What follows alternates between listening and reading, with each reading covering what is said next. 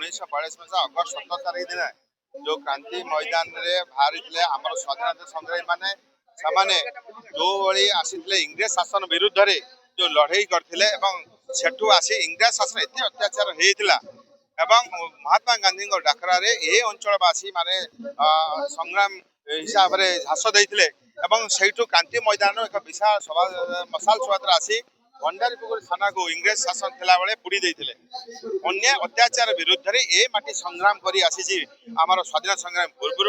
एवं आपण माने जानिथिबे ए माटी रे एठू हला परे अगस्त 17 परे आपणकर सेप्टेम्बर 22 रे आमर लुणिया ठारे सेठी मध्य आमर शहीद माने शहीद हेइथिले जो माने स्वाधीनता संग्रामी माने सेठी इंग्रेज विरुद्ध रे लड़ाई करथिले ता परवर्ती सेप्टेम्बर 29 रे मध्य पुणी आमर शहीद हेइथिले स्वाधीनता संग्रामी माने एवं ए माटी जो रक्त देई भारत वर्ष को स्वाधीनता करथिले आजिर जुगर पिला माने ए सही भली शिक्षा दान शिक्षा करिया उचित जे सेमाने निर्भीक थिले सेमाने सही भली आसी एठी अन्याय विरुद्ध लड़िया दरकार अत्याचार विरुद्ध लड़िया दरकार एवं समाज रे उन्नतिमूलक कार्यक्रम में शामिल होगा उचित एवं ए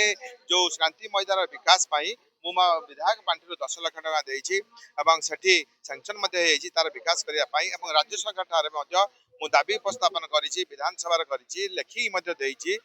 जेहेतु एटा नेशनल हाईवे पाखर अछि सेठी कोटी कोटी टका ऊपर दरकार आवश्यकता अछि तो मोर मु निवेदन कर सरकार को सामाने को अप्रूवल करी क्रांति मैदान डेवलपमेंट करंतु एवं ए माटीर जो वीरपुत्र माने संध्या समय झास देइथिले तांको उचित सम्मान दियो आज भंडारीपोखरी थाना जो कार्यक्रम अनुष्ठित होती समस्त जानते जो 1942 समय जो अगस्त क्रांति भारत छाड़ आंदोलन जो आह्वान दिया से समय जो स्वाधीनता संग्रामी मैंने क्रांतिकारी मैंने समय जो इंग्रेज शासनाधीन जो जो थाना से विरुद्ध में आंदोलन करते थाना बुड़ी होता तो से समय जो आम महापुरुष मैंने स्वाधीनता संग्रामी थे गुड़ी खाई परवर्ती समय आम जिलार विभिन्न स्थान में भद्रक जिले में शहीद होते से सब स्मृतिचारण करने आज सभार आयोजन कर कमिटी तरफ सभार आयोजन से समस्त धन्यवाद पात्र और आज दिन में आम समस्त स्मृतिचारण करवा तथा जो मान जो शहीद मान आज आम देश स्वाधीन हो